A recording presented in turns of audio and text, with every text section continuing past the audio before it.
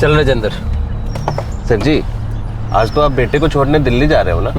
हाँ हाँ, शाम तक लौट आऊँ। Good day sir.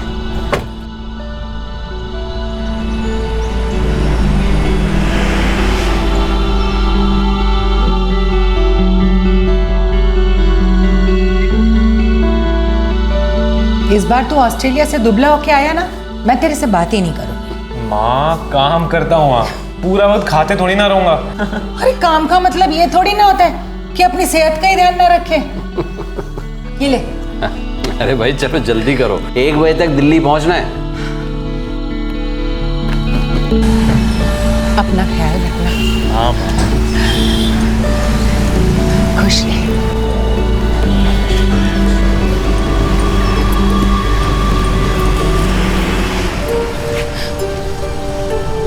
माँ, भैया 2 साल बाद हमेशा के लिए वापस आ जाएंगे। जल्दी नहीं आ सकता।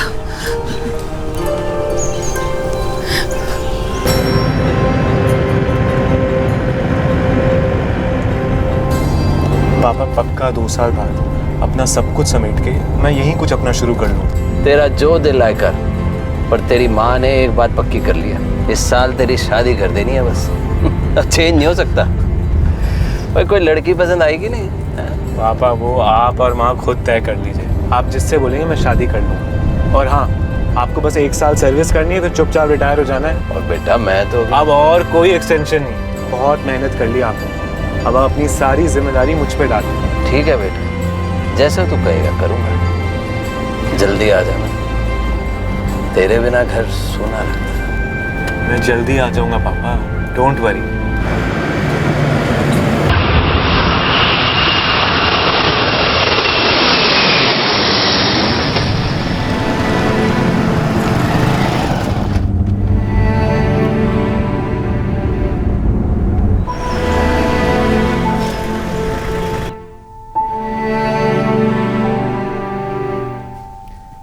आप तो आज जाने वाले नहीं थे ना? हाँ गुरप्रीत, हो ही आता हूँ। लेकिन आपने तो छुट्टी ली थी ना? भाई जिस काम के लिए ली थी वो तो हो गया। अजीत को दिल्ली छोड़ा है, अब तक तो उसका प्लेन भी चला गया हो ना। ड्यूटी पे वही आता हूँ। बेटा ऑस्ट्रेलिया चला गया और बेटी अपने घर, और आप भी ड्यूटी पे चले जाइए। इस घर में बस अकेली मैं ही रह जाती हूँ, और आपको ना मेरी कोई फिक्र नहीं है। और गुरप्रीत, 1 साल की तो बात है, फिर तो रिटायर ही होना है। फिर तू और मैं बैठ के आराम से बातें करेंगे। वो अभी तो पुलिस फोर्स में है, ड्यूटी तो नहीं छोड़ सकते ना। वो है ना गुरप्रीत?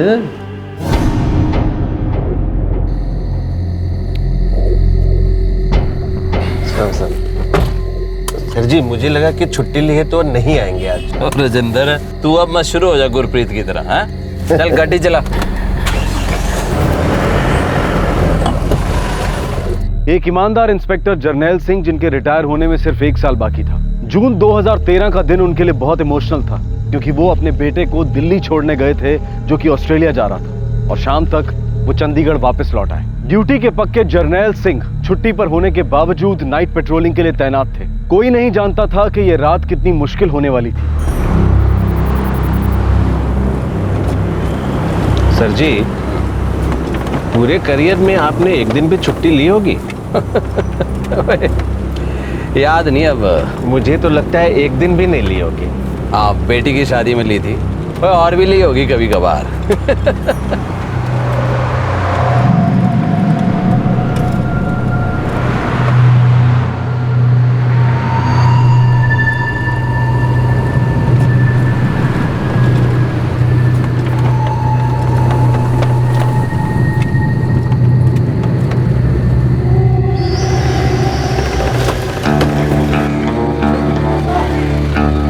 कहाँ जा रहे हो पुत्र?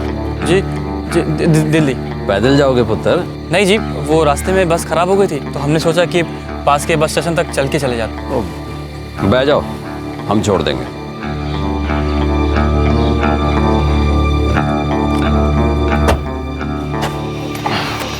बैठ जा। सर जी, सेक्टर 22 में दिल्ली के लिए बस मिलेगी, इन्हें वहीं छोड़ दें? हाँ। लेकिन इस समय तो बस वहां से मिलती नहीं, अब तो सुबह ही बस छूटेगी। जिंदर सही कह रहा है, भाई कहाँ के रहने वाले हो तुम दोनों? जी यहीं के हैं, चंडीगढ़ के। ऐसा करो तुम दोनों घर चले जाओ, हैं? सुबह बस पकड़ लेना। ओ चलो, हम भी छोड़ देते हैं। नहीं नहीं सर, आप हमें बस स्टेशन तक छोड़ दो, बाकी हम देख लेंगे। तेरा ना की है पुत्र?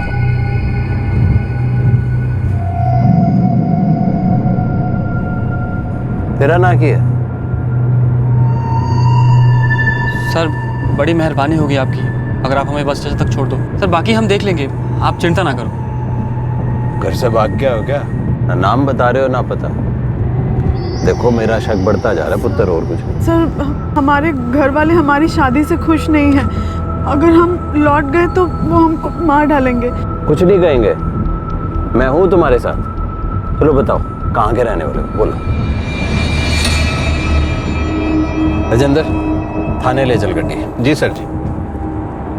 सर प्लीज सर ये रख लो और हमें बस स्टेशन तक छोड़ दो। अरे पुत्र, इसे अपने पास रख। ये बच्चे हो तुम, अपने माँ बाप से बात करो, और नहीं तो मैं कर लूंगा, ठीक है? सर आप हमें बस स्टेशन तक छोड़ दो, मैं आपके हाथ जोड़ रहा हूँ सर।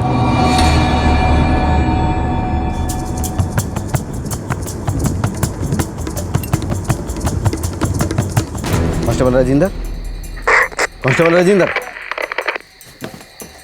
सर सेक्टर 20 के इंटरसेप्टर 4 से कॉल था। वहाँ जरूर कोई गड़बड़ है साहब, वहाँ से कोई जवाब नहीं मिल रहा और कांस्टेबल राजेंद्र से बात नहीं हो पा रही है। चलो देखते हैं, क्विक।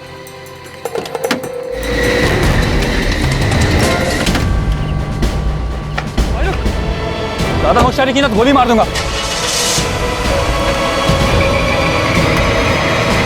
सेफ्टी।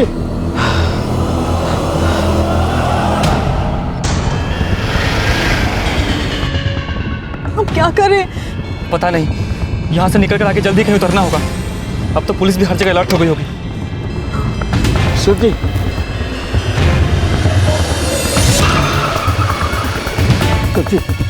सेफ्टी। क्या हुआ? कैसे हुई? कांस्टेबल रवि था, सर जी पे अटैक करके गाड़ी लेके भाग गया। जल्दी हॉस्पिटल ले चलो। चलो सभी इंटरसेप्टर्स अलर्ट पे रहें। कांस्टेबल रवि इंटरसेप्टर 4 लेकर सेक्टर 20 से भागा है। सभी सेक्टर रोड्स ब्लॉक कर दो। आई रिपीट, सभी सेक्टर रोड्स ब्लॉक कर दो।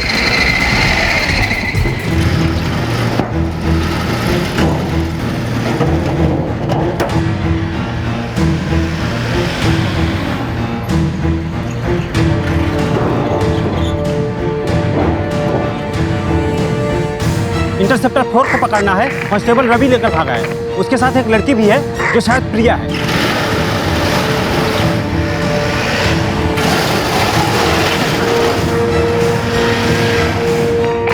इंटरसेप्टर 4 को रोकना है, इंटरसेप्टर 4 को रोकना है। बहुत जल्दी ये लोग हमें घेर लेंगे। हमें ये गाड़ी छोड़ कहीं भागना होगा। क्या बच के निकलने का कोई भी रास्ता है?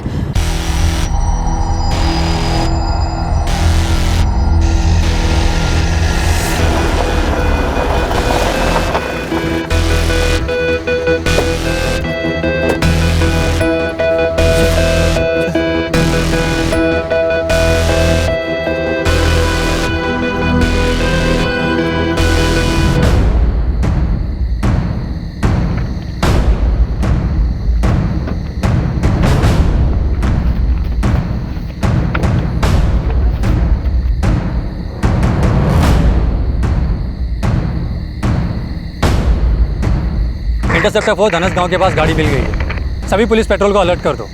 कांस्टेबल रवि और प्रिया कहीं आसपास ही पैदल भागने की कोशिश में होंगे। आई रिपीट, सभी पुलिस पेट्रोल और सभी पुलिस स्टेशन को अलर्ट कर दो।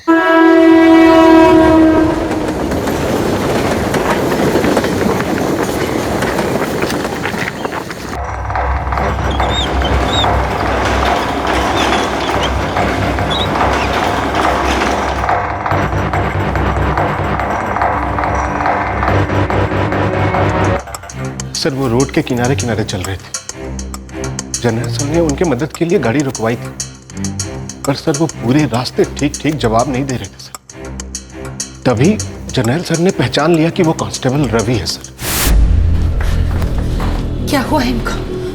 देखिए इमरजेंसी है, सर अंदर एडमिट है। पर हुआ क्या है पापा को? किसी ने उन पे हमला किया। मैं उससे मिल सकती हूँ? मुझे अंदर जाना। देखिए मैम, इमरजेंसी है, थोड़ा धीरज रखिए। पर आखिर ये तो बताइए हुआ क्या है पापा को? एक कपल था, सर ने उनकी मदद करने की कोशिश की लेकिन उन्होंने जर्नैल सर पे हमला कर दिया।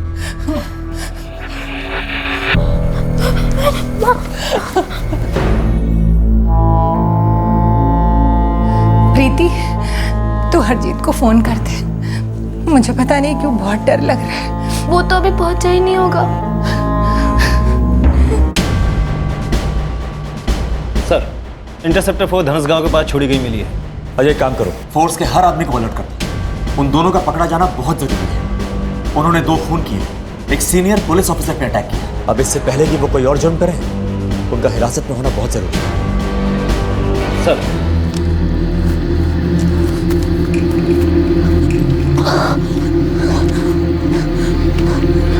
हमें बीच में ही कोई ना कोई ट्रांसपोर्ट लेकर आगे चलना होगा।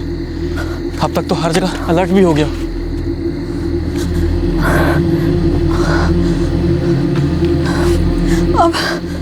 अब सब खत्म हो गया ना रवि? नहीं प्रिया, ऐसा मत सोच। जब तक हम खत्म नहीं होते तब तक नहीं। उन्होंने 2 लोगों का खून पहले ही कर दिया था और अब एक इंस्पेक्टर पर हमला कर चुके थे। कौन थे ये रवि और प्रिया और क्यों ये एक के बाद एक जुर्म करते जा रहे थे?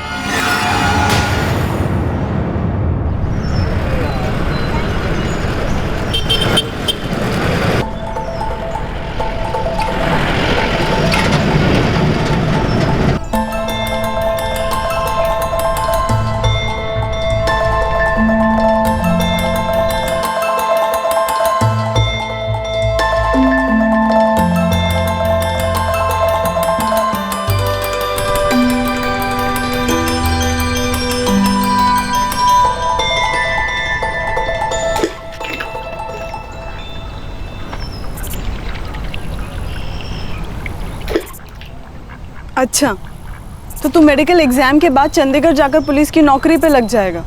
पहले मेडिकल एग्जाम क्लियर तो हो जाएंगे। वो तो तू हो ही जाएगा, मैं जानती हूँ। तो फिर मुझे चंडीगढ़ जाना होगा। और फिर तू वहाँ जाकर वापस नहीं आएगा, मुझे भी भूल जाएगा, है ना? क्यों? तेरे लिए वापस आऊंगा ना। लेकिन डर लगता है रवि, अगर तू नहीं आया तो?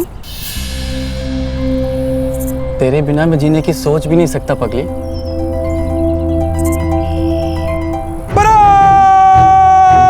सामने से तेज चल।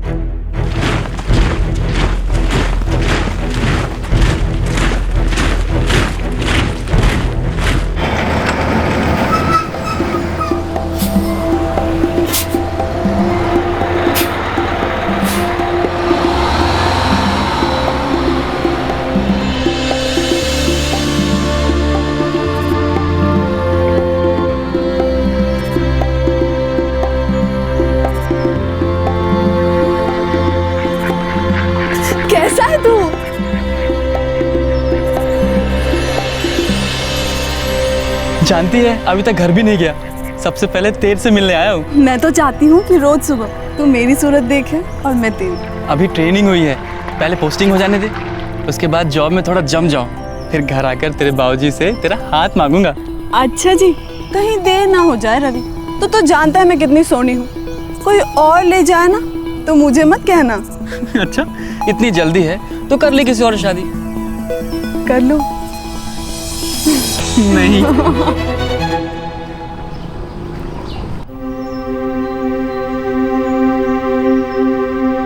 बाबूजी, प्रिया नाम है उसका। प्रिया? ये सुमेश जी की बेटी? हाँ बाबूजी।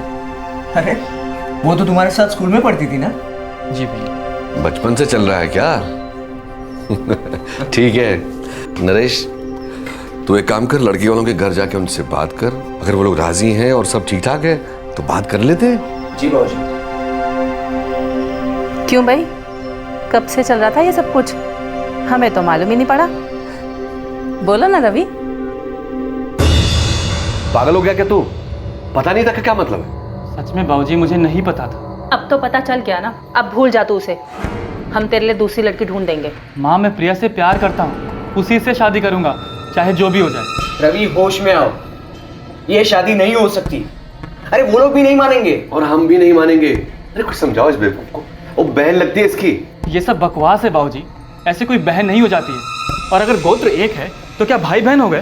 देख तू ज्यादा बकवास ना कर, एक गोत्र है हम लोगों का और एक गोत्र में शादी नहीं हो सकती। बाबूजी मैं नहीं मानता इन सब बातों को, मैं प्रिया से प्यार करता हूँ बस। रवि, एक ही गोत्र का मतलब होता है एक ही कुल, और एक ही कुल में शादी की बात को सोचना भी पाप है। माँ भाड़ में जाइए गोत्र वोत्र, प्रिया मेरी बहन नहीं है, मैं उससे प्यार करता हूँ। और ये कुल और गोत्र न जाने कौन से जमाने की बातें हैं, मैं नहीं मानता इन सब बातों को। हाँ, और समाज तो जो कहेगा बाद में कहेगा, सबसे पहले ये तेरा बाप ये शादी होने नहीं देगा। अरे तूने इसे सोचा भी कैसे?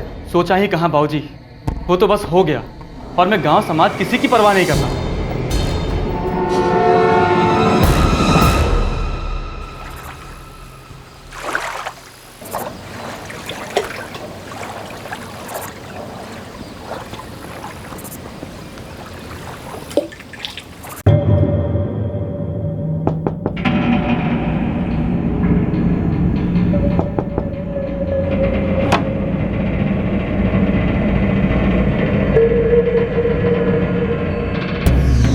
तेरे घर वालों के इतना समझाने के बावजूद भी तुझे अक्ल नहीं आई?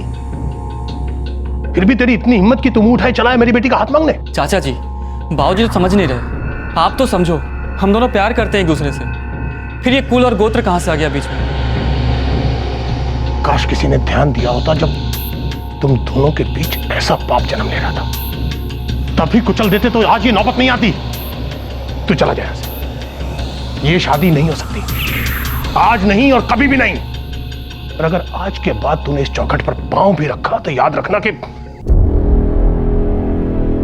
रवि, कान खोलकर सुन ले तू, आज के बाद तेरा इस लड़के से कोई रिश्ता नहीं है। इतने लाड़ प्यार से पाला पोसा तुझे इसलिए कि तू इस तरह से हमें शर्मिंदा करे? इससे पहले कि कोई ऊंच नीच हो जाए, भूल जा इस लड़के को। दोनों परिवार शादी के लिए राजी नहीं होने वाले थे, ये तय था। और रवि और प्रिया एक दूसरे के बिना जी नहीं सकते थे। वो एक दूसरे से प्यार करते थे और बरसों पुरानी उस सोच को मानने को तैयार ही नहीं थे जिसके तहत एक ही गोत्र का लड़का और लड़की एक दूसरे के भाई बहन होते हैं।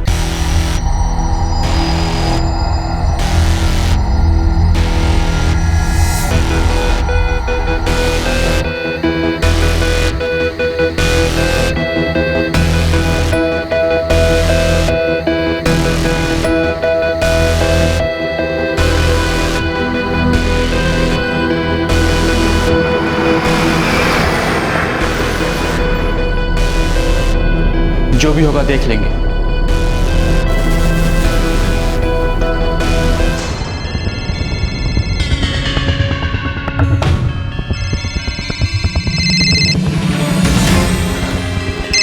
सुनील, फोन तो घर में है।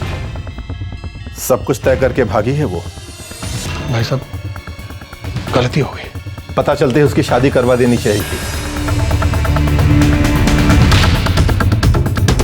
बाबूजी ये देखिए, रवि अपना फोन लेकर नहीं गया। तुझे पता ही नहीं चला वो कब गया?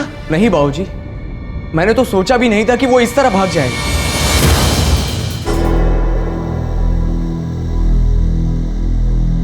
ये बात बिल्कुल साफ है कि रवि और प्रिया दोनों एक साथ भागे। सोमेश जी, बहुत आजादी दे रखी है आपने अपनी बेटी को। एक लौटी जो है। प्रताप जी, आपने अपने बेटे रवि को शहर में जाके नौकरी ढूंढने की आजादी दी, जबकि वो आपके बड़े बेटे की तरह गांव में रह के खेती बाड़ी कर सकता था। ना उसे ये शहर की हवा लगती और ना ये नौबत आती। देखिए जी, जो हुआ सो हुआ। अब लकीर को पीटने से सीधी तो नहीं होगी ना। जैसे सोमेश जी अपनी बेटी से नाराज है, वैसे ही मैं अपने बेटे पे बहुत गुस्सा हूं। मैं जानता हूं कि उन लोगों ने परंपरा का उल्लंघन किया है। मुझे तो ये समझ में नहीं आता कि इतने बरसों से वो दोनों एक दूसरे को चाहते थे और किसी को पता ही नहीं चला। और जब पता चला तो दोनों परिवारों के मना करने के बावजूद वो लोग घर से भाग गए, लेकिन फिर भी किसी को कुछ नहीं पता। भगवान कसम, मुझे नहीं पता था कि वो लोग कुछ ऐसा करने वाले थे। जुगल, रूपेश, राकेश, तुम तीनों रवि के सबसे करीबी दोस्त हो। फिर ये कैसे हो सकता है कि तुम तीनों में से किसी को कुछ भी पता नहीं? हम बचपन के दोस्त हैं रवि के, ये बात तो सच है। लेकिन हम सच कह रहे हैं, हमें ये बात बिल्कुल नहीं पता थी कि रवि और प्रिया के बीच में कोई चक्कर चल रहा है। प्रिया तो कभी ऐसा कुछ भी नहीं बोली। देखो जी, अगर मेरी बेटी ने उनकी जरा सी भी मदद की है तो 100 रब की मैं इसको छोड़ूंगा नहीं। देखो, सबसे पहले उन दोनों को हमें ढूंढना होगा। जो भी गलत हुआ है उसे ठीक करना होगा। ऐसी मिसाल हम कायम नहीं रख सकते, ये हमारे परंपरा के खिलाफ है। प्रताप जी, सोमेश जी, बड़ी हैरानी की बात है, आप दोनों ही जानते थे कि वो एक दूसरे से शादी करना चाहते, फिर भी आपको जरा भी अंदाजा नहीं हुआ कि ऐसा कुछ हो सकता है। बावजूद इसके आपने कोई सही, कोई ठोस कदम नहीं उठाया।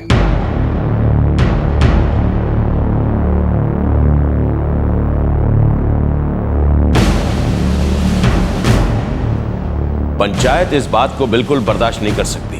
आज एक घर में हुआ है, कल 2 घरों में होगा, फिर 3 घरों में होगा। लेकिन फिलहाल यह करना है कि रवि और प्रिया को ढूंढना और उन्हें वापस लाना। और इस काम में पूरा गांव आपकी मदद करेगा। क्योंकि ये बात साफ है कि इन दोनों परिवारों को सब कुछ पता था, फिर भी इन्होंने कोई सही कदम नहीं उठाया। इसलिए पंचायत ये फैसला लेती है कि आज के बाद इन दोनों परिवारों का हुक्का पानी बंद, कोई नाता नहीं रखेगा इनसे तब तक जब तक लड़का और लड़की दोनों वापस नहीं आ जाते, और जो गलत हुआ है वो सही नहीं हो जाता।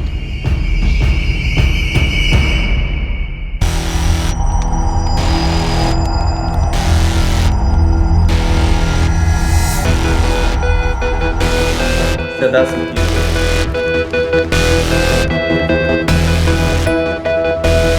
या तो हमारे घर वाले हमारे रिश्ते को स्वीकार करेंगे या फिर हम कभी घर नहीं लौटेंगे।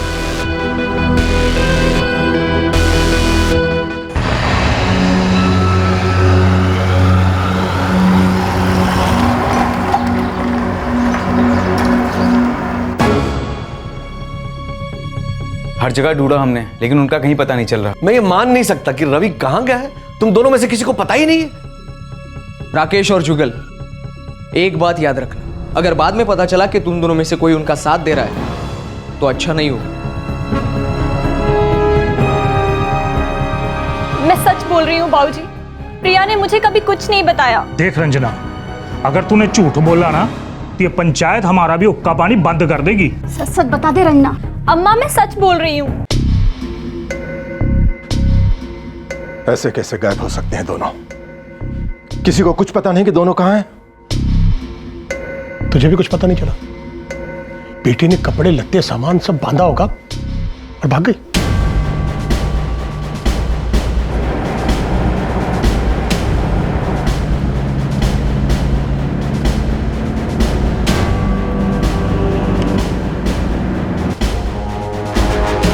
नहीं, कांस्टेबल रवि ने ड्यूटी पर रिपोर्ट नहीं किया।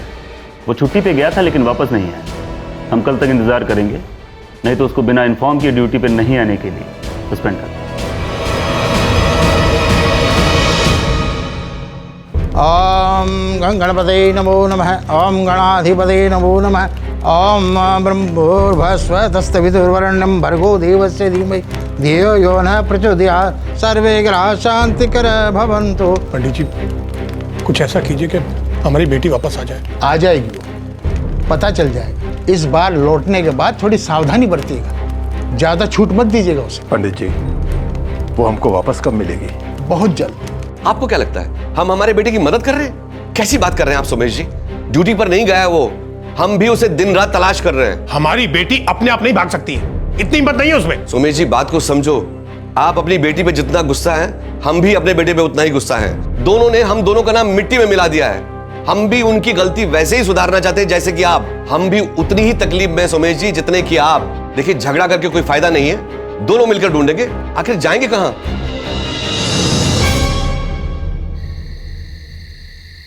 अबे गधे, उल्लू के पट्टे, साले सबको मरवाएगा राकेश। मुझे क्या पता था यार, पंगा पड़ जाएगा। साले तुझे पता नहीं था? और जब पता चला कि बवाल हो गया तो मुंह क्यों नहीं खोला? डर गया था मैं। मुझे लगा कि मैं सब कुछ बताऊंगा तो वो सब लोग उल्टा मुझ पर ही झपटेंगे। तू अभी जा और रवि के बाप को सब कुछ बता दे।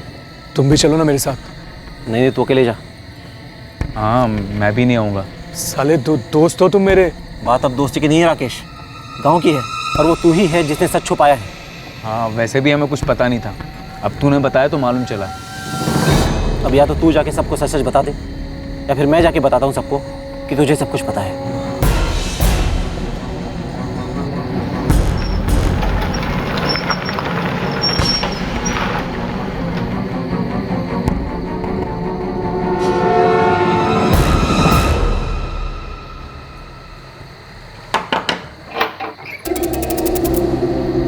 आओ राकेश, कुछ पता चला? वो कुछ बात करनी है। बात क्या है? तुझे पता है रवि और प्रिया का है?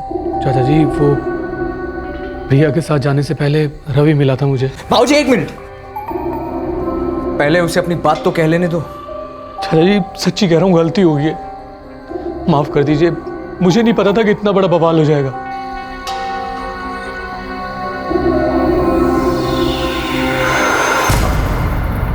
है क्या? रवि तू कर क्या रहा है यार? प्रिया के साथ भाग रहा है। मैं पागल हो गया क्या? चिंता मत कर, तेरे 25,000 मैं 1 महीने में लौटा दूंगा। बस तू अपना मुंह मत खोलना। देख रवि, तू फंसेगा और हम सब अगर अभी नहीं किया तो जिंदगी भर के लिए मैं और प्रिया फंस जाएंगे अलग अलग। चलता है कहाँ वो?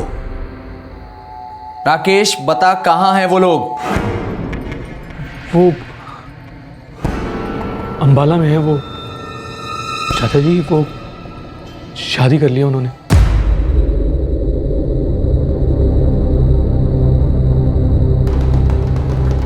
नरेश, जा जाके सुमेश जी को बुलवा के ला।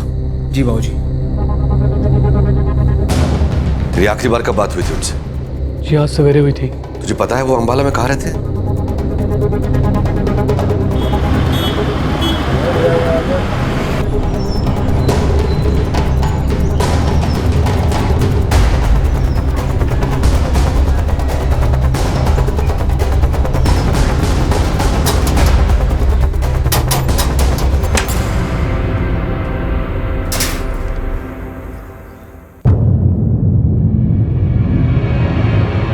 तो सच कह रहा है? साले इतनी दूर क्या मजाक करने आऊंगा? तो क्या कहती है? हो सकता है मान गए हो। अरे हो सकता है नहीं, हो गया है। भरोसा नहीं है तुझे मुझ पर? मैंने बता दिया उन लोगों को कि तुम दोनों ने शादी कर ली है।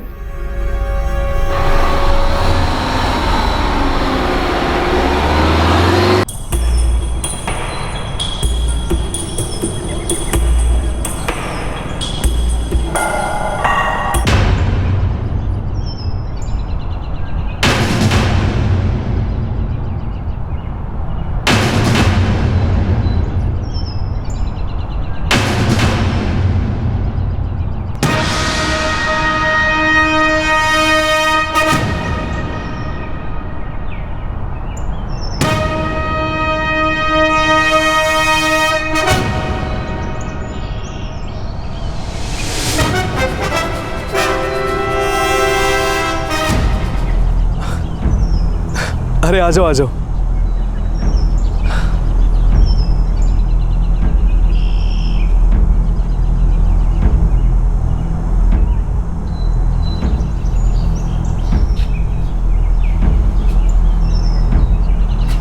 अब ये लोग वापस आ ही गए हैं। जो गलती इन्होंने की है उसे सुधार लो, ठीक है?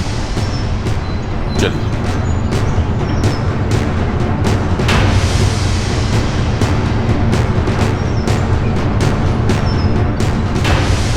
अगर आज के बाद तूने घर से बाहर एक कदम भी रखा तो जान से जाएगी तू। चलो वैसे। नहीं बाबूजी, बाबूजी नहीं, बाबूजी नहीं, बाबूजी। चलो वैसे। बाबूजी, बाबूजी दरवाजा खोलिए बाबूजी। बाबूजी आप ऐसा नहीं कर सकते। बाबूजी ये धोखा है। बाबूजी हमारी शादी हो चुकी है। बाबूजी आप दरवाजा खोलिए बाबूजी। आपको क्या लगता है कि आप ये सब करके हमें रोक पाएंगे?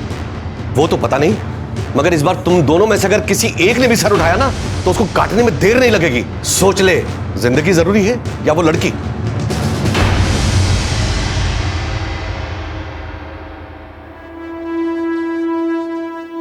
लड़के पे लगाम कसना मुश्किल है।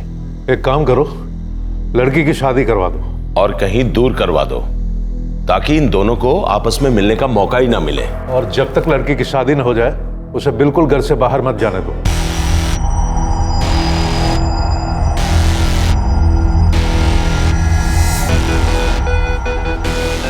प्रिया बेटा, समय के साथ तू उसे भूल जाएगी। जुनून से किसी की जिंदगी ना बनी है अब तक, ये बात अच्छी तरह से समझ ले।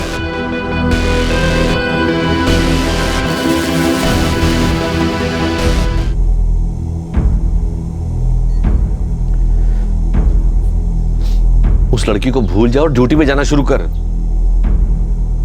देख, इस तरह दुखी रहने से या गुस्सा करने से कुछ नहीं होगा। ये होना लिखा ही नहीं था।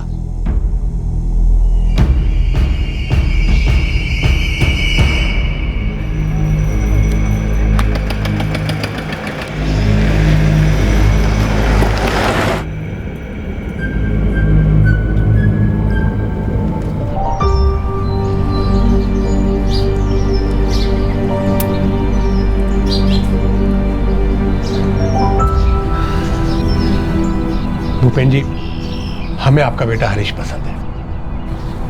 हरीश को भी आपकी लड़की प्रिया पसंद है। एक बार आप लोग हमारे घर आइए, हरीश भी प्रिया से मिल लेगा और फिर उसके बाद हम लोग मिलकर ये शादी तय कर लेंगे। जी भाई साहब, ये बिल्कुल सही रहेगा। अच्छा जी।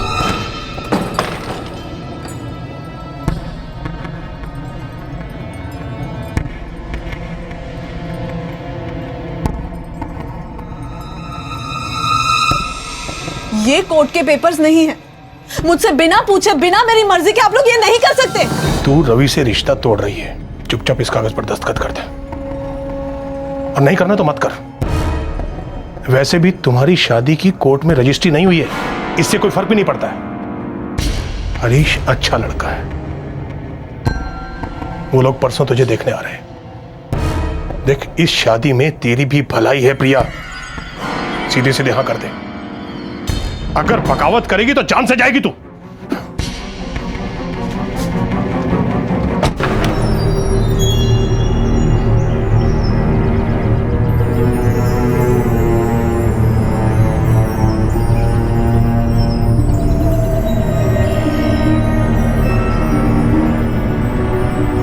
रवि,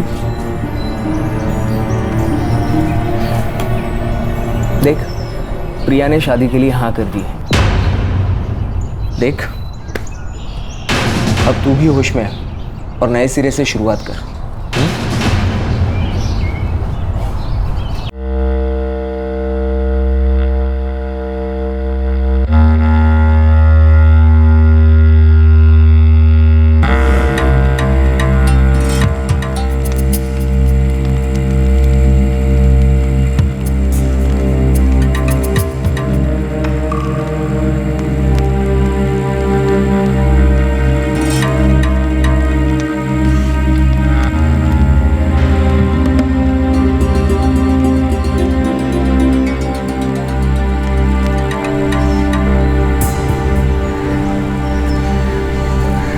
जीते रहो बच्चों।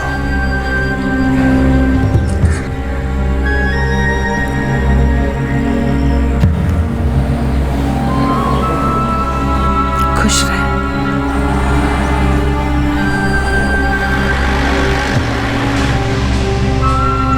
ऊपर वाले की कृपा से सब कुछ बहुत अच्छी तरह से निपट गया। हाँ भाई साहब, अनर्थ होने से बच गए।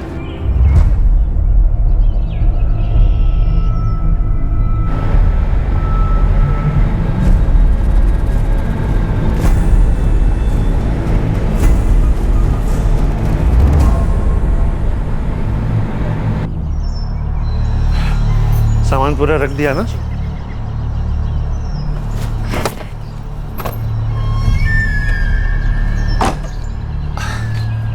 हरीश बेटा। जी बाबूजी। एक हफ्ते में लौट आऊंगा मैं, उसके बाद तुम दोनों बाहर कहीं घूमने चले जाना। ठीक है, ख्याल रखना।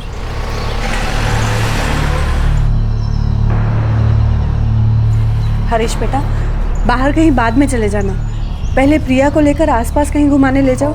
अकेला महसूस करती होगी ना? ऐसा कुछ नहीं है बुआ, उसकी तबीयत कुछ ठीक नहीं है, वो बता रही थी।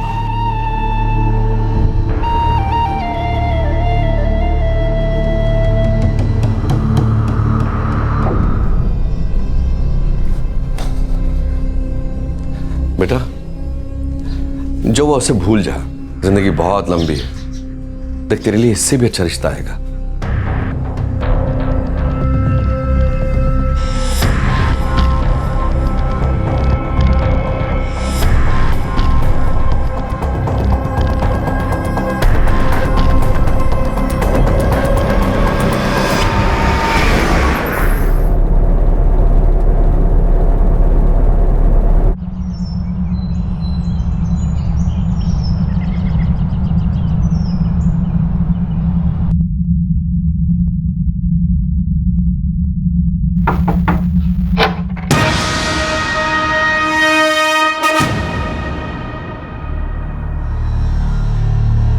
कैसी है तू? ठीक हो, तू अंदर आ।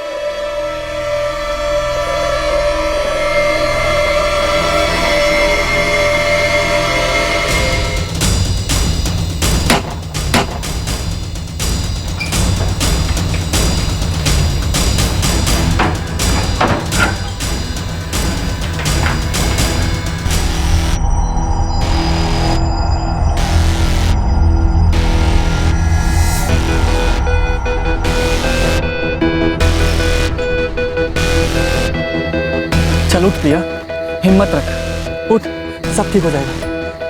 आराम से, आराम से। थोड़ी देर का रास्ता हो जाएगा, बस तो हिम्मत रख।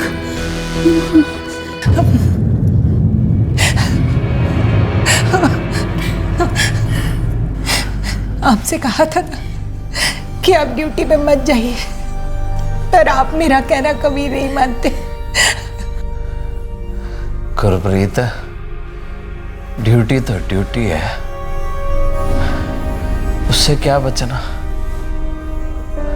जो आज हुआ वो कल भी हो सकता था।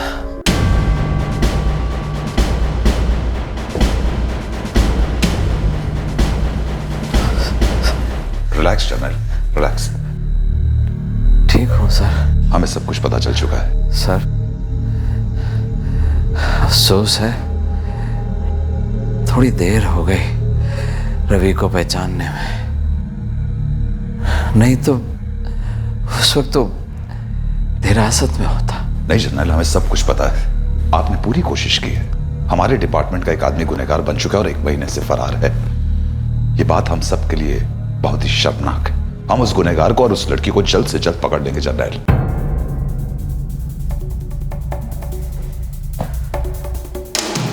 पापा, पापा, पापा, पापा। डॉक्टर को बुलाओ quickly.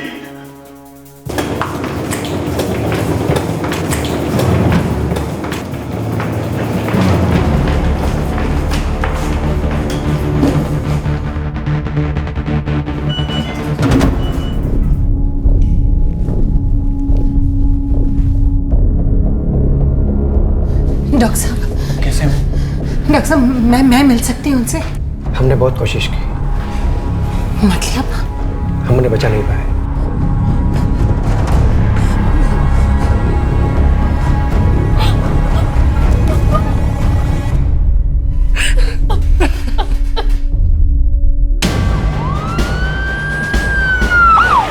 Tempo, truck, rickshaw, taxi, वो लोग ट्रांसपोर्ट के किसी भी साधन का इस्तेमाल कर सकते हैं। हर रास्ते पे नाकाबंदी लगा दो और अपने फोर्स के आदमियों को सादे कपड़ों में हर जगह तैनात कर दो। सर, हाँ, जनरल सर अब नहीं रहे। तीसरा खून, इससे पहले कि वो दोनों कोई और जुर्म करें, उन्हें रोकना होगा।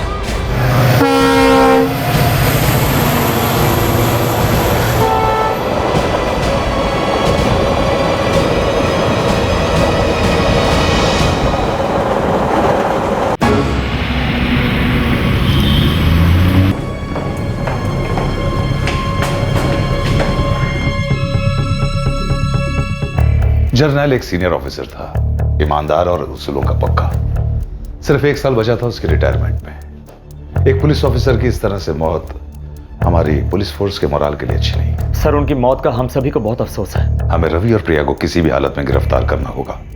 वैसे भी 3 लोगों की जानें जा चुकी हैं। सर, हमने हर तरफ अलर्ट जारी कर दिया है, लेकिन मुझे शक है कि वो शहर से कहीं दूर भाग गए हैं। पहले डबल मर्डर, फिर 1 महीने तक लापता। फिर वो आदमी चंडीगढ़ की सड़कों पर नजर आता है और उसके बाद हमारे ऑफिसर का मर्डर करता है। हर एक को टैप करो, हर रिश्तेदार पर नजर रखो, किसी ना किसी को तो पता होगा कि वो दोनों कहां हैं। यस सर, हम उन्हें पकड़ने की पूरी कोशिश करेंगे सर। मुझे कोशिश नहीं, मुझे रिजल्ट चाहिए, वो भी जल्दी।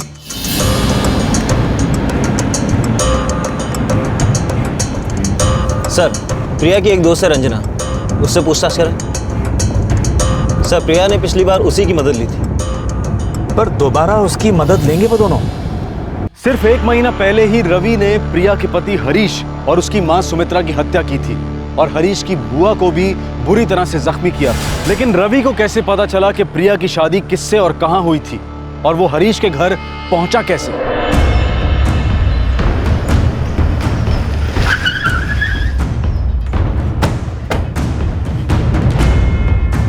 सर अभी जिंदा है। जल्दी एम्बुलेंस बुलाओ, जल्दी।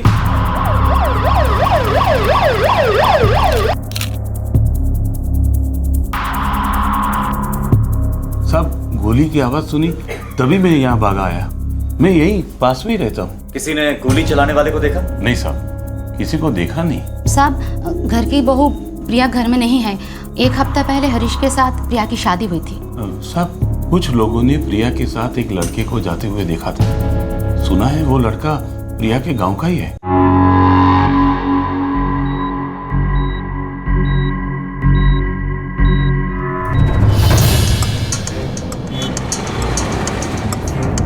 सर, वो औरत नीलम अब खतरे से बाहर है। बात करने की हालत में है? 2-3 घंटे बाद। और हाँ सर, हरीश के पिता भूपेंद्र कुमार दिल्ली से वापस आ रहे हैं, शाम तक पहुंच जाएंगे। ये प्रिया गोरार गांव की रहने वाली है। कहीं वहां उसका किसी के साथ प्यार व्यार का कोई चक्कर तो नहीं था?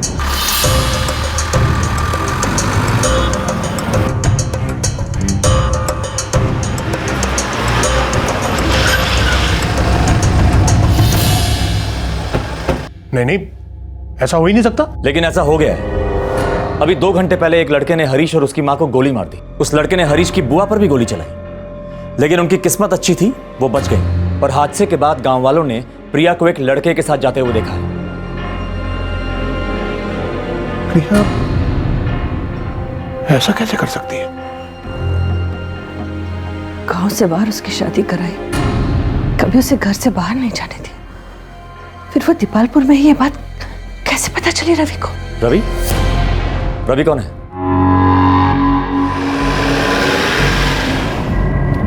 सर, ये रवि एक पुलिस कांस्टेबल है। चंडीगढ़ में पोस्टिंग थी उसकी। छुट्टी पर गया, फिर ड्यूटी पर रिपोर्ट ही नहीं किया, इसलिए उसको सस्पेंड कर दिया गया। ये कोई पुराना चक्कर लगता है। अजय, एक काम करो, गांव वालों से पता करो कि आखिर इन दोनों की कहानी है क्या। सर,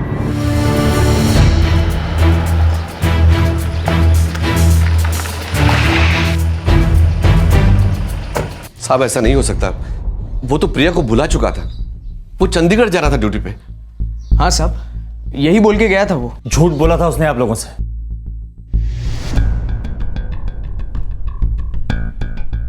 साहब, उसको घर लेके आने के बाद वो एक बार भी प्रिया से नहीं मिला। वापस लेके आए मतलब? रवि का नंबर क्या है?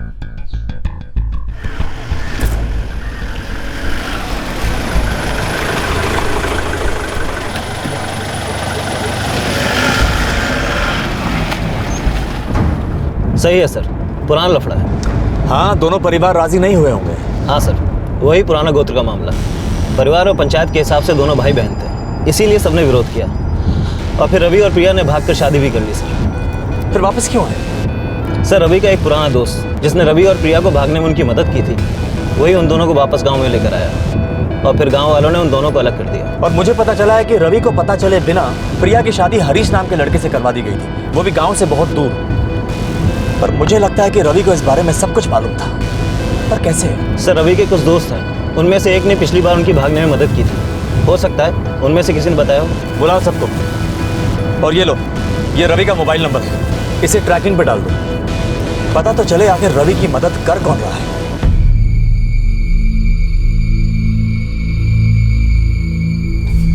पॉइंट ब्लैंक राइफल से शूट किया गया है। और जिसने गोली मारी वो एक पुलिस वाला था। आप खुद ही चेक कर लीजिए, हो सकता है सर्विस वेपन यूज हुआ हो। इन दोनों के खून में नींद की गोलियों के बहुत ही हाई ट्रेसेस मिले हैं। हो सकता है कि ये एक सोची समझी साजिश हो। और हरीश की बुआ जो कि अब तक जिंदा है, उनके ब्लड सैंपल्स में से भी स्लीपिंग पिल्स के हाई ट्रेसेस मिले हैं।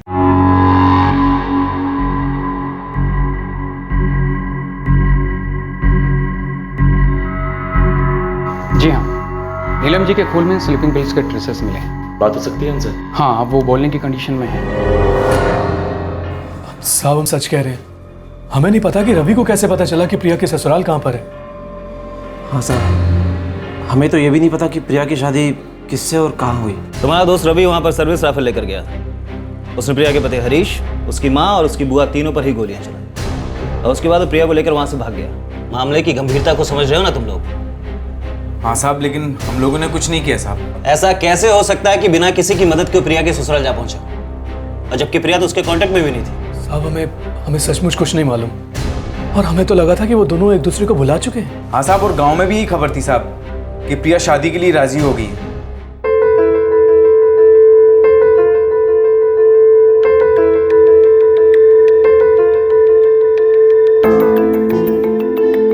हम बड़ों के बीच में बैठे रहोगे तुम दोनों तो एक दूसरे से बात भी नहीं कर पाओगे। जाओ बेटा, बाहर बैठ के बात कर लो।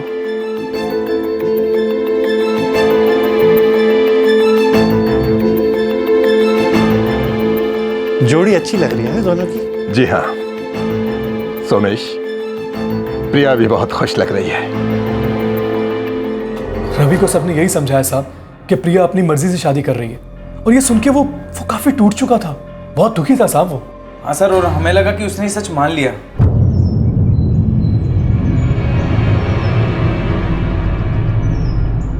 रवि, कुछ चीजें ना नसीब में नहीं होती हैं। सच्चाई को झुठलाने से कुछ नहीं होगा रवि।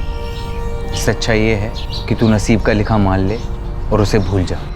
हो सकता है तुम लोग जो कह रहे हो वही सही।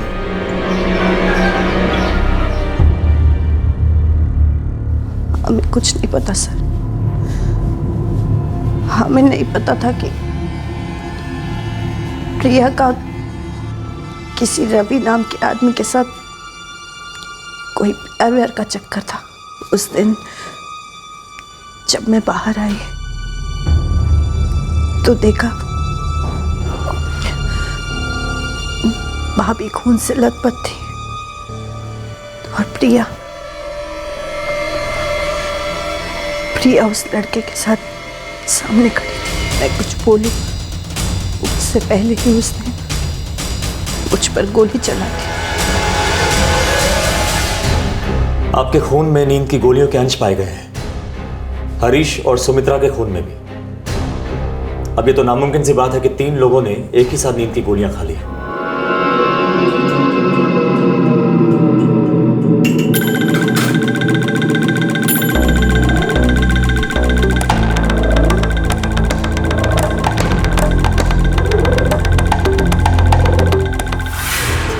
माँ जी,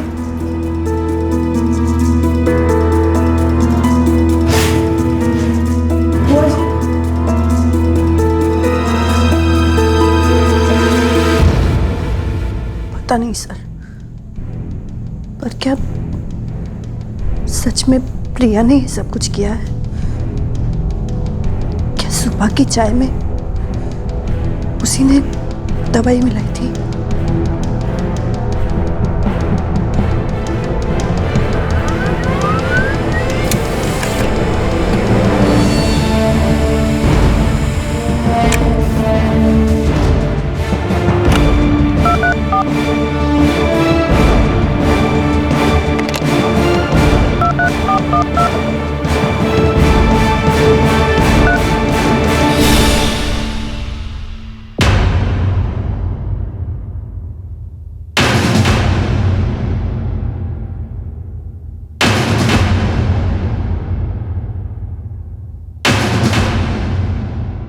जब बच्चे पे लगाम ना हो तो ऐसा ही होता है। मैंने तो बहुत कोशिश की, बेटी की शादी तय कर दी, वो भी दूर के गांव में, और बहुत ही कम लोगों को पता था कि उसकी शादी किससे हो रही है। फिर भी रवि को पता चली गया ना, उसने तो जाके प्रिया के पति को मार डाला और उसकी सास को भी। इस बात पे भरोसा करके बहुत बड़ी गलती की कि वो दोनों एक दूसरे को भूल पाएंगे। मैं सच कहता हूँ जी, मुझे बिल्कुल नहीं पता कि मेरा बेटा वहां पहुंचा कैसे। मेरे बेटे ने जो काम किया है उसे मैं कभी भूल नहीं सकता। मैं समझूंगा कि मेरा बेटा मर गया मेरे लिए। मेरी बेटी भी मर गई है मेरे लिए। एक सबक लेना है इस बात से, वक्त बदला है। हमारे बेटे बेटियों पे नए जमाने की हवा लग रही है। ये रोग चारों तरफ फैल रहा है। हमारी परंपराओं की, हमारी मान्यताओं की धज्जियां उड़ रही है। इसे रोकना होगा। किसी भी हालत में हमें अपने बच्चों पे लगाम कसनी होगी। पंचायत ये फैसला करती है कि आज से इस गांव के लिए रवि और प्रिया मर चुके हैं। हमारा कोई रिश्ता नहीं उनसे।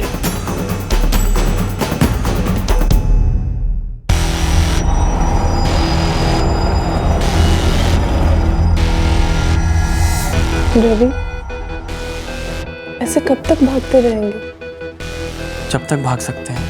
हमारा तो अब कोई घर भी नहीं जहाँ हम लौट कर जाए। हम जहाँ जाएंगे वहीं अपना घर बसा लेंगे, अलग अलग जगह देखेंगे। मेरा ना एक सपना है, मैं मुंबई जाना चाहती हूँ। वहाँ घंटों बैठकर समंदर देखना चाहती हूँ। ठीक है, हम लोग मुंबई भी जाएंगे।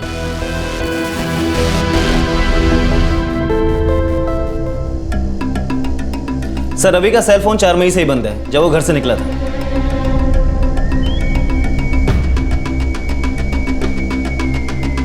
कॉल रिकॉर्ड से और कुछ पता चला? सर, दीपकपुर गांव के एक मोबाइल नंबर से रवि को कॉल आई थी और रवि ने भी इस नंबर पे कॉल्स किए हैं। किसका नंबर है? हरीश कुमार, प्रिया का पति। हरीश तो रवि से बात करेगा नहीं, वो तो रवि को जानता भी नहीं होगा। प्रिया ने ही हरीश के फोन से रवि से बात की होगी। सर, एक और बात, 26 अप्रैल को प्रिया की शादी हुई थी। पर ये देखिए सर, ये एक कॉल है जो रवि को 25 तारीख को गुरार गांव के एक नंबर से आया था। और सर, ये नंबर किसी परमजीत सिंह का है। परमजीत सिंह कौन है?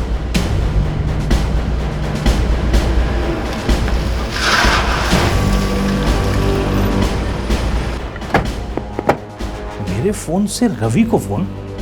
पर मैं उसे क्यों फोन करूंगा? अब ये तो आप ही को मालूम होगा, क्योंकि कॉल आप ही के नंबर से किया गया था।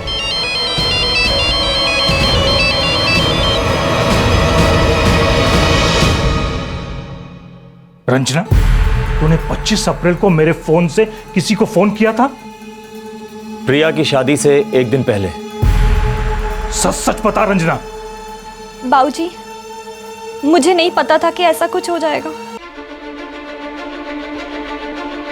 रंजना, तुम प्रिया की शादी का जोड़ा देख लो, तब तक मैं तुम दोनों के लिए चाय लेकर आती हूँ। कितनी अच्छी ड्रेस है ना प्रिया। एक एहसान करेगी मुझ पर? क्या? मुझे एक फोन करना है। पर मेरे पास फोन नहीं है प्रिया। एक काम करते हैं, मैं तुझे तेरे घर के बाहर तक छोड़ने आती हूँ, तू जल्दी से अपने बाबूजी का फोन लेकर आ जाना। पर क्यों? मुझे बस एक बार रवि से बात करनी है रंजना। प्रिया, अगर किसी को पता चल गया ना तो तेरे बाबूजी तेरी जान ले लेंगे और मेरे बाबूजी मेरी। बस एक आखिरी बार रंजना, कल मेरी शादी है, उसके बाद तो शायद मैं जिंदगी भर उससे मिल भी नहीं पाऊंगी। एक आखिरी बार मैं उससे बात करना चाहती हूँ।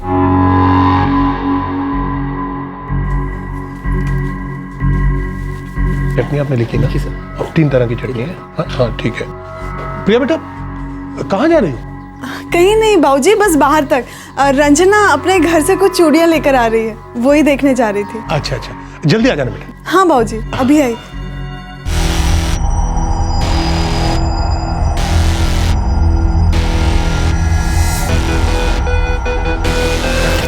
ये ले, जल्दी कर, बाबूजी सो रहे हैं, उनके जागने से पहले ही फोन हमें रखना है। हाँ, अभी आई। प्रिया, जल्दी कर।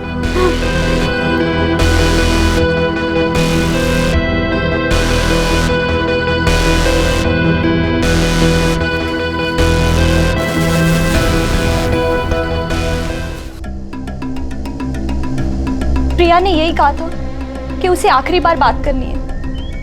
मुझे नहीं पता था कि वो ये सब सोच रही है। 1 मिनट। रंजना, इससे पहले कितनी बार तुमने प्रिया की मदद की है? मैं तुमसे पूछ रहा हूं, कितनी बार? फोन पहली बार दिया था साहब, पर वो हर बार कोई ना कोई चिट्ठी भिजवाती रहती थी रवि को। उसी ने मुझे कहा था रवि को उसकी शादी के बारे में बताने के लिए। पहले किया साहब, फिर डर गई, बंद कर दिया चिट्ठी देना। Sir, murder weapon service rifle है जो रवि को इश्यू किया गया था। इस सर्विस राइफल की ही गोलियां हैं, इस पर निशान भी है। इसमें कोई शक नहीं है कि ये आर्मरी के हैं। ऐसा कैसे हो सकता है? रवि को ना ही राइफल सैंक्शन की गई थी ना ही गोलियां। वो सस्पेंड हो चुका था। सर, रवि ने 5 मई 2013 की सुबह पुलिस की आर्मरी से ही राइफल हासिल की थी। उसके बाद घर गया और फिर वहां से सीधा चंडीगढ़ गया होगा और वहां से फिर दीपलपुर। पर सर, एक कंफ्यूजन है। सर्विस रूल्स के मुताबिक ही हथियार ड्यूटी लिस्ट चेक करने के बाद दिया जाता है, जबकि ये बंदा तो सस्पेंड था। मतलब साफ है अजय, वहां भी किसी ने उसकी मदद की थी।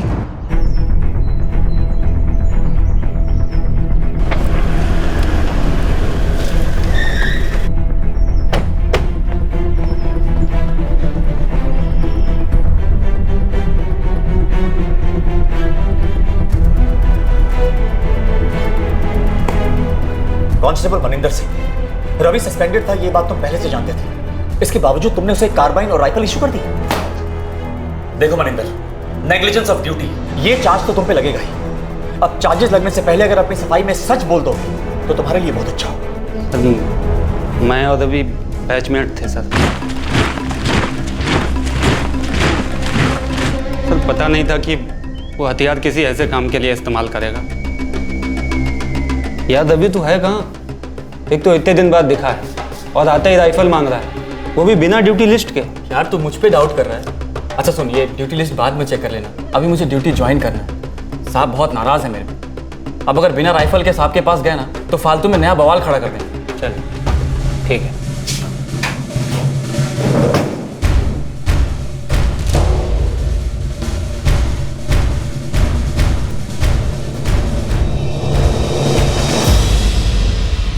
थैंक्स यार। मिलना, गायब मत हो जाना।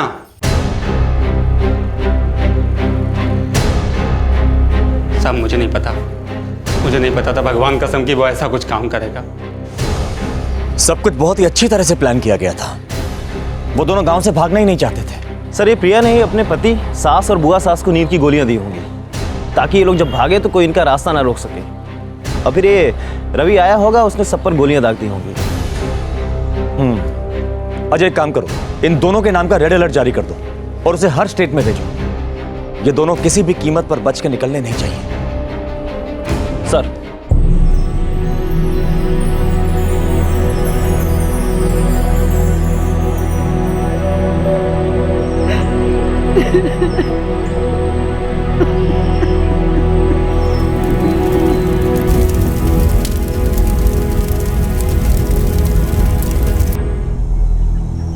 गलती हो गई भूपेंद्र जी। ये गलती नहीं है सोमेश जी, आपने गुनाह किया। आप तो घर के बड़े थे ना, आपने कभी नहीं बताया कि रवि और प्रिया की शादी हो चुकी है। एक बार सच तो बोला होता, मेरी बीवी और मेरे बेटे की जान तो बच जाती। देखिए, उस शादी का कोई मतलब ही नहीं था। हम सब ने तो उस शादी को मानने से ही इनकार कर दिया था। लेकिन वो तो मानते थे। रवि ने मेरे बेटे और मेरी बीवी को मार डाला और उसमें आपकी बेटी भी शामिल थी। आपने अपने खुदगर्जी में मेरे परिवार को तहस नहस करके रख दिया। हरीश और उसके परिवार को प्रिया और रवि के रिश्ते के बारे में कोई जानकारी नहीं थी। एक परिवार के सम्मान को बचाने की कोशिश में दूसरे परिवार ने उसकी कीमत चुकाई, जिसका इस प्रेम कहानी से कोई संबंध नहीं था। पुलिस ने पूरे 1 महीने तक रवि और प्रिया को गिरफ्तार करने की कोशिश की, लेकिन वो उन तक पहुंच ही नहीं पाई। और फिर रवि और प्रिया अचानक नजर आए चंडीगढ़ में, जहां उन्होंने एक बार फिर एक निर्दोष पुलिस ऑफिसर जर्नैल सिंह की जान ली, जो कि एक सच्चा और ईमानदार ऑफिसर था।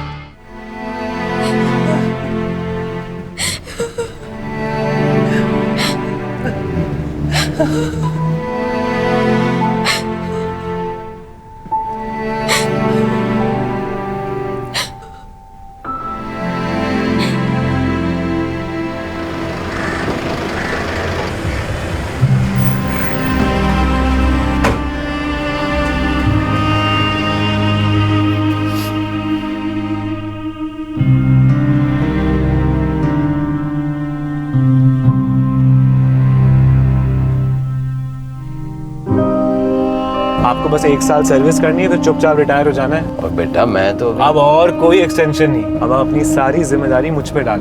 ठीक है बेटा, जैसा तू कहेगा करूंगा।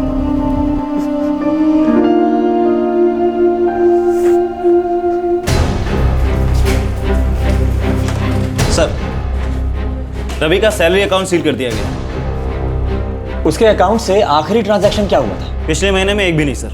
हाँ, उसने मई में 2 लाख रुपए का लोन जरूर लिया था, शायद भागने की साजिश करने से पहले। किसी रिश्तेदार से कोई खबर? उसके बाप भाई सब पे नजर है सर। उसकी एक बुआ भी है सर, चंडीगढ़ में रहती है, उस पर भी नजर है।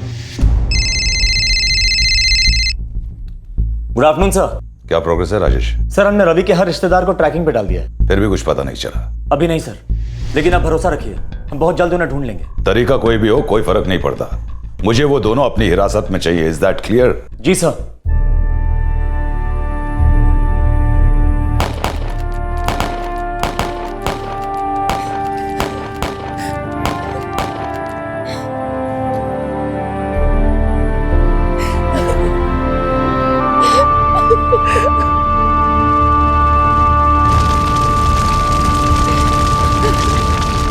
जर्नैल सिंह का अंतिम संस्कार पूरे राजकीय सम्मान के साथ हुआ। पूरी पुलिस फोर्स ने अपनी एक दिन की तनख्वाह जर्नैल सिंह के परिवार को डोनेट की।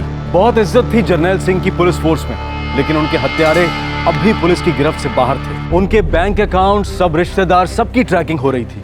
फिर भी अब तक कुछ पता नहीं चल पा रहा था कि रवि और प्रिया हैं कहां। रवि, जो खुद एक पुलिस कांस्टेबल रह चुका था, पुलिस को चकमा देने के लिए सभी हथकंडे इस्तेमाल कर रहा था, लेकिन वो कब तक बच पाया? फोन कब आया था? कल रात को सर। कहाँ से? बनाना गांव से।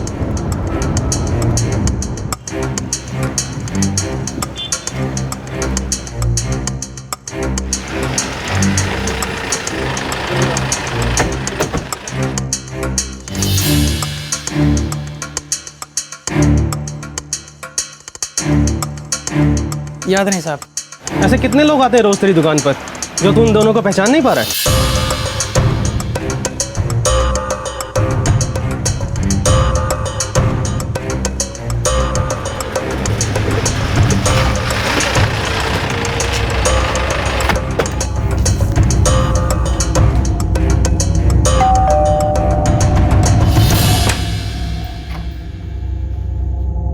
शीला जी। जी। आप रवि कुमार की बुआ हैं?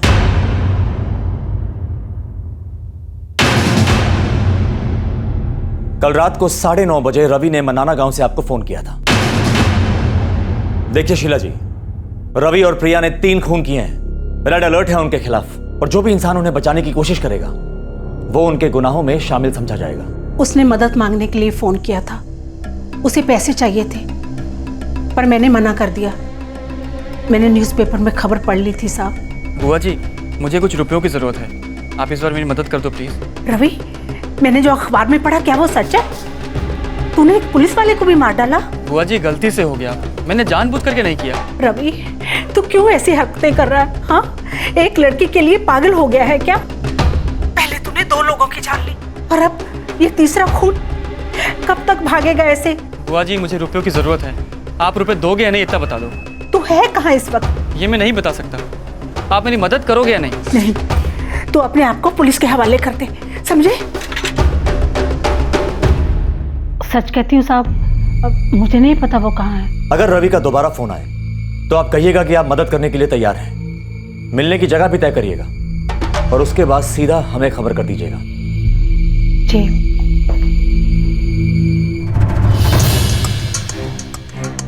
देखिए शीला जी, रवि जितनी जल्दी गिरफ्तार होगा उसके लिए उतना ही अच्छा है। 3 खून किए हैं उसने, समझ रही है ना आप?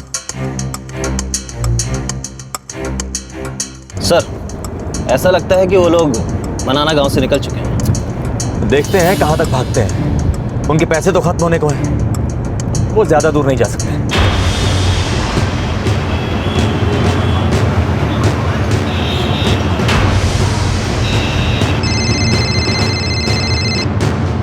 भैया, Rajesh Kumar, Rai police station. Sir, constable Nitin Gupta बोल रहा हूँ दिल्ली से। हाँ बोलो। मैं और कांस्टेबल रवि कुमार ट्रेनिंग में एक साथ थे। अभी कहाँ है वो पता है? वो मेरा दोस्त है।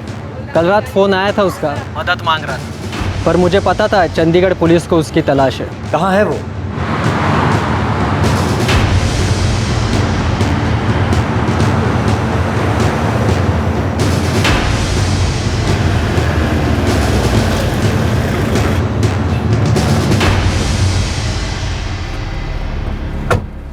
अब भी वही है? हाँ सर, मैंने उनके लिए रहने की जगह बुक की थी। अभी भी वो वहीं है प्रिया के साथ।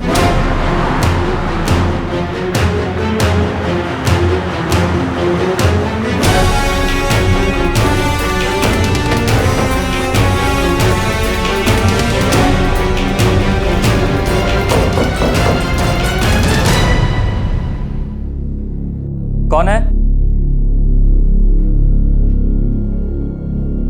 रवि, नितिन हूँ।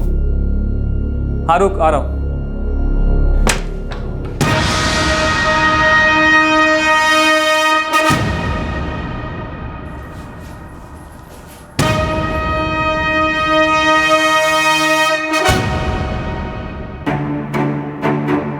तेरी कोई गलती नहीं नितिन, एक ना एक दिन तो ये होना ही था, और वैसे भी हम इसके लिए तैयार थे।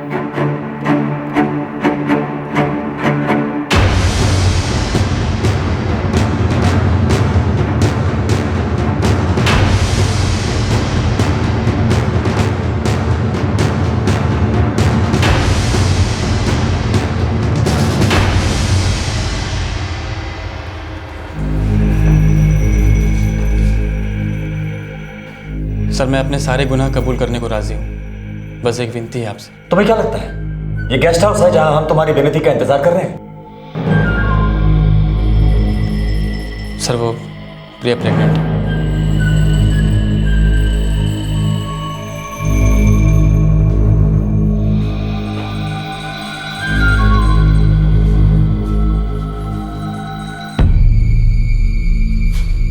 सर, हरीश और उसकी माँ को मैंने ही मारा था, उसकी बुआ को भी गोली मैंने मारी। सब सोची समझी साजिश थी, है ना? जी सर। शादी करने को हाँ कह दे, अभी बागी बनेंगे तो तेरी भी जान जाएगी और मेरी भी। तू हाँ कर ले, फिर मैं कोई ना कोई रास्ता ढूंढूंगा। सर, हमने सबसे बड़ी गलती की अपने दोस्त राकेश की बात पर भरोसा करके और गांव आके। वापस ही नहीं आना चाहिए था। सर, आप ही बताओ ना, क्या मतलब होता है इन गोत्र वोत्र का? ये दकियानूसी ख्याल। हम नहीं मानते थे सर इन सब बातों को, फिर हम पर ज़बरदस्ती क्यों? उन लोगों ने हमें धोखा दिया, चाल चली, तो फिर हमने भी चाल चली। हेलो रवि, रवि कल मेरी शादी है। हाँ हाँ पता है, तो चुपचाप शादी कर ले। तू पागल तो नहीं हो गया? हमारी शादी हो चुकी है। अरे देख प्रिया, समझदारी से काम ले। ऐसे दिखाना होगा कि मुझे कुछ नहीं पता और तू भी राजी है। शादी कर और पति के घर चले जा। उसके 2-4 दिन के बाद आकर मैं तुझे वहां से ले आऊंगा। और फिर? और फिर क्या? फिर हम दोनों हमेशा के लिए साथ रहेंगे, समझी? हरीश और उसकी माँ, वो दोनों तो बेकसूर थे। तुम दोनों को भागना था ना, तो भाग जाते। तुम तो पहले भी भाग चुके हो, फिर उन दोनों को मारने की क्या जरूरत थी? पता नहीं साहब, सच में कुछ नहीं पता। हमें अपनी जिंदगी जीने की इजाजत नहीं मिल रही थी, मजबूर किया जा रहा था। उस वक्त कुछ सोचा नहीं कि क्या सही और क्या गलत। जो ठीक लगा वो कर दिया।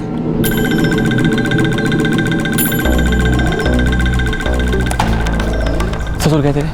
हाँ, 1 हफ्ते बाद लौटेंगे। ये नींद की गोलियां हैं, मैं कल दोपहर तक आऊंगा, तो तैयार रहना।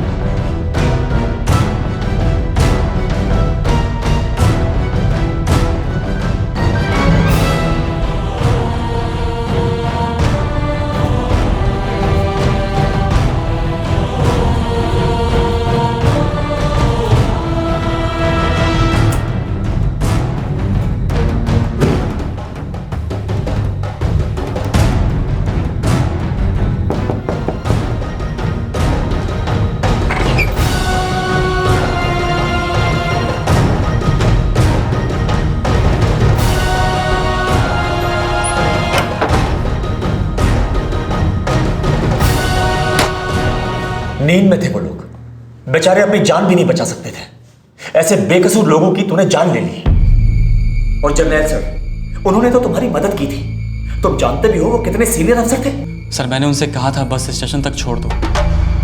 सर, उनसे मेरा कोई लेना देना नहीं था और ना ही उन्हें नुकसान पहुंचाने का मेरा कोई इरादा था। सर, मैं ऐसा कुछ भी नहीं करना चाहता था। सर हमने थोड़ी पुलिस की गाड़ी रोकी थी, हम तो अपना रास्ता ढूंढ रहे थे बस स्टेशन तक के लिए। हम तो भाग जाना चाहते थे सर, इस शहर से दूर, हमेशा के लिए। 3-3 लोगों की जानें लेकर तुम कितनी दूर जा सकते थे? सर हमें मालूम था कि हम ज़्यादा दूर तक नहीं जा सकते।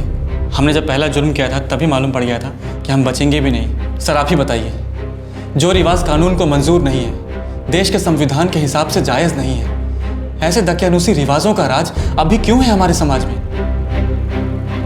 और इसी सोच को हम अपनी संस्कृति और परंपरा कहते हैं। सर ऐसी सोच के साथ हम जिंदगी नहीं जी सकते।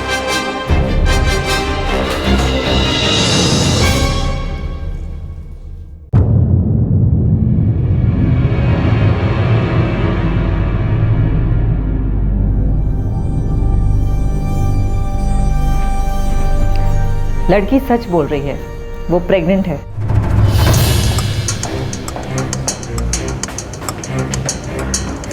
सर हमने वो सर्विस राइफल और कार्बाइन हासिल कर ली है जिससे हरीश और उसकी मां का खून हुआ था। और सर वो लड़की प्रिया प्रेग्नेंट है। एक काम करो, लड़की को जो मेडिकल हेल्प चाहिए उसे दे दो और जल्द से जल्द उन दोनों के खिलाफ चार्जशीट फाइल करो। Yes sir.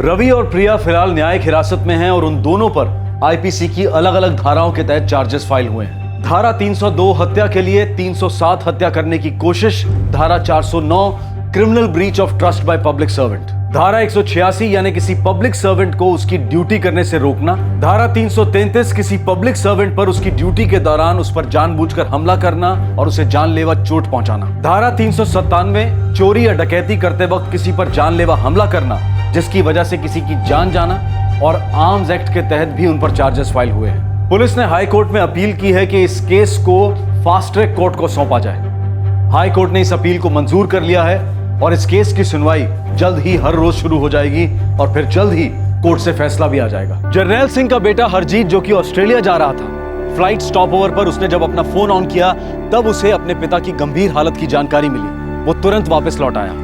रवि और प्रिया को अपने किए की सजा जरूर मिलेगी, इसमें कोई शक नहीं, लेकिन उनकी प्रेम कहानी पीछे कुछ सवाल छोड़ जाती है, जिसने 3 निर्दोष लोगों की जान ली। क्या यह जुर्म रोका नहीं जा सकता था? क्यों इसकी दस्तक को सुनकर भी अनसुना कर दिया गया? हमारी सामाजिक मान्यताएं, हमारी परंपराओं की एक ऐसी गुलामी है कि उसके सामने इंसान की, उसकी जिंदगी की, उसके जज्बात की कोई कीमत नहीं। जो लोग सत्ता में हैं, क्या वो ऐसी दकियानूसी मान्यताओं के खिलाफ कोई ठोस कदम नहीं उठा सकते? जुर्म को रोकने के लिए कानून का पालन करने में क्या हम ज्यादा संवेदनशीलता नहीं दिखा सकते हैं, बजाय इस बात पर शोर करने के कि जुर्म कैसे हुआ और उसे कैसे दिखाया गया? जिन लोगों पर कानून की रक्षा करने की जिम्मेदारी है, वो ऐसे परंपरावादी लोगों की रक्षा क्यों करते हैं? क्यों नहीं लग सकती रोक ऐसी पंचायतों पर? अगर प्रशासन सामाजिक मान्यताओं पर, रूढ़ियों पर प्रतिबंध नहीं लगा सकता, जिनकी वजह से कई जाने जाती हैं, तो फिर हम क्या बात करें अपराध पर नियंत्रण की? हमारे राजनेता, चाहे वो किसी भी पक्ष के हों, जिन्हें हम अपने वोट से सत्ता के गलियारे में भेजते हैं, वो ऐसी रूढ़ियों के खिलाफ कार्रवाई करने की बजाय खामोश रहना पसंद करते हैं। जिन्हें आवाज उठानी है वही अगर खामोश रहें, तो हम किस प्रशासन की बात कर रहे हैं? किससे उम्मीद कर रहे हैं हम? आपसे फिर मुलाकात होगी क्राइम पेट्रोल दस्तक में एक और नए केस के साथ। तब तक अपना ख्याल रखें, सुरक्षित रहें और याद रखें, एक बेहतर और स्वतंत्र समाज को बनाने के लिए हमें रूढ़िवादी दकियानूसी परंपराओं से ऊपर उठना होगा। जय। इस तरह के और भी एपिसोड देखने के लिए हमारे चैनल को सब्सक्राइब करें और बेल आइकन दबाना ना भूलें।